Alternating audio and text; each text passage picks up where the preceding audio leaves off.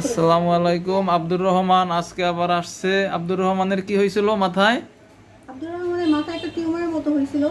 তো সেই টিউমারটা অনেক জায়গা থেকে ওষুধ খাওয়াইছি, কোথাও থেকে ভালো হয় নাই। তো আপনার খবর ইনফরমেশন এক ভাইয়া আমাকে দিছে, বললো যে এখানকার ওষুধ খেলে নাকি সব রকমের রোগ ভালো হয়ে যায়। তো আমি এখানে আসছি, এখান থেকে ওষুধ নেওয়ার পর এক ডোজ ওষুধ খাওয়ার পরে আলহামদুলিল্লাহ আল্লাহর রহমতে এটা মাফ হয়েছে, পুরোপুরি সুস্থতা দান করছে। আব্দুর রহমানের মাথায় এখন আর টিউমার দেখা যায় না? দেখা যায়, দেখি। একদম পুরোপুরি ভালো হয়ে গেছে। এইখানে ছিল না? কই জানি জায়গাটা? এই যে জায়গাটা, এই দাগটা দেখা যায়। আব্দুর রহমানের মাথায় এখানে বড় একটা টিউমার ছিল, ঔষধ খাওয়ার পর এখন টিউমার গেছে। এখন আব্দুর রহমান আজকে আবার আসছে আসিলের চিকিৎসার জন্য, না? আসিল আব্দুর রহমান আজকে আসছে। আপনাদের যাতে কেউ এরকম টিউমার থাকে, আসিল থাকে, হাঁপানি থাকে, শ্বাসকষ্ট থাকে, আপনারা আমাদের কাছে আসতে পারেন।